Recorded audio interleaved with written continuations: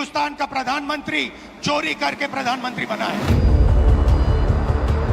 Election commission electronic data और videography क्यों नहीं दे रहा है? अगर आपने हमें डेटा नहीं दिया तो हम ये काम एक नहीं 10, 15, 20, 25 सीटें में भी कर सकते हैं। आप छुपा नहीं सकते।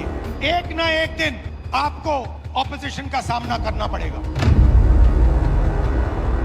इलेक्शन कमीशन बीजेपी का नहीं है। इलेक्शन कमीशन संविधान के लिए काम करता है और कर्नाटक में सीट चोरी की गई है। एक लोकसभा को हमने जांच करके निकाला है। मैं कह सकता हूं कि एक से ज्यादा सीटें यहां चोरी हुई हैं। जो कॉन्स्टिट्यूशन का फाउंडेशनल आइडिया है, वन मैन वन वोट, इस पर इलेक्शन कमीशन और उसके सारे अफसर आक्रमण कर रहे हैं। अगर आप सोच रहे हो कि आप इस पर आक्रमण करके बचोगे तो फिर से सोचो, हम आपको पकड़ेंगे, एक एक करके पकड़ेंगे। मेरी बात याद रखना, मुझसे इलेक्शन कमीशन एफिडेविट मांगता है, मुझसे कहता है कि मुझे ओथ लेना है, ओथ लेना है। मैंने पार्लियामेंट के सामने, पार्लियामेंट के अंदर ओथ लिया है, इस संविधान के सामने ओथ लिया है। जब हिंदुस्तान की जनता हमारे डेटा को लेकर इलेक्शन कमीशन के वेबसाइट पर सवाल पूछ रही है तो इलेक्शन कमीशन ने अपना वेबसाइट बंद कर दिया। नरेंद्र मोदी 25 सीट की मार्जिन से प्रधानमंत्री हैं। अगर हमें इलेक्ट्रॉनिक डेटा मिल जाए, हम साबित कर देंगे कि हिंदुस्तान का प्रधानमंत्री चोरी करके प्रधानमंत्री बना है।